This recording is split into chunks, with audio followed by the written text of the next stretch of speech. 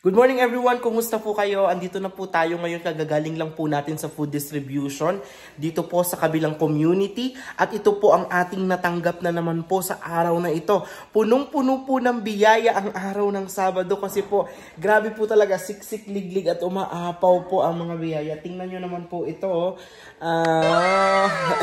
Ang napakahiganteng talong. Ayan, meron din po tayong mga squash. Ito po, cookies.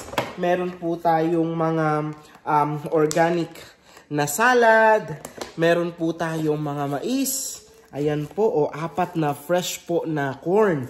Ganon din po, syempre, ang mga bread. Ayan, bread. Meron tayong bagels. Ayan. So, meron po tayong dalawang packs ng milk. Ayan po. Tapos, meron po ding pabigas. Meron po tayong hand sanitizer at nandun pa po sa car, nandun po dalawang kahon po yun na hand sanitizer na maliliit, as in dalawang kahon. Hindi po yun bababa sa 30 pieces. Dito po naman, meron din po tayong mga higanting cucumber. Ayan, apat po yan. Tapos mga dilata, ito po, spaghetti. Meron din po tayong croissant.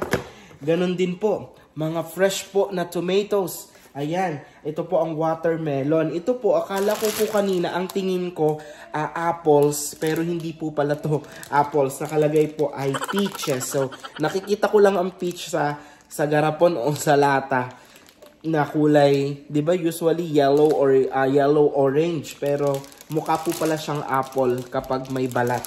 Ayan. So, pero meron din po tayo talaga din ng apple. So, dapat napakarami po nitong apple. So, usually po, ginagamit ko po ito pang premyo sa mga estudyante ko sa summer job at pinamimigay ko din po sa kanila pag hindi na po talaga namin kayang ubusin dito sa bahay. Meron din po tayo ditong Brussels sprouts. I don't know kung familiar po kayo dito, pero ako po ay hindi po talaga familiar dito. Para po siyang maliliit na repolyo. Parang baby repolyo po siya. Pero hindi pa po ako nakakatikim nito. Comment down below po kung alam nyo po anong po ang mga pwedeng recipe dito or saan po ito pwedeng isahog. At tapos po ang katakot-takot na pork patties. Ang dami po talaga. 1, 2, 3, 4, 5, 6 packs po of burger patties. Ayan po, napakadami po talaga. So, ayan po yung kabuuan ng ating pong ayuda para sa araw na ito ng Sabado. Kasi po, syempre, celebration din po ng 4th of July.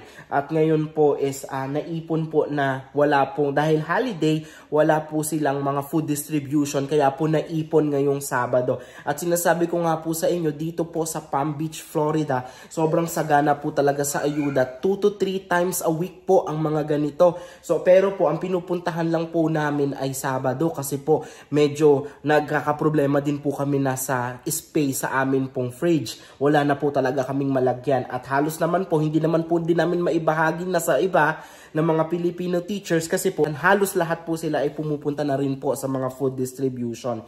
So, ayan. So, ang gagawin na lang po natin, ito pong mga dilata na matagal na ma-expire ay baka po maipadala ko na lang sa nanay ko at sa amin pong sa family po sa Philippines. So, maraming salamat po sa United States at sa ating pong Restoration Bridge International po sa inyo pong food distribution at ayuda ngayong araw ng Sabado. Maraming salamat po.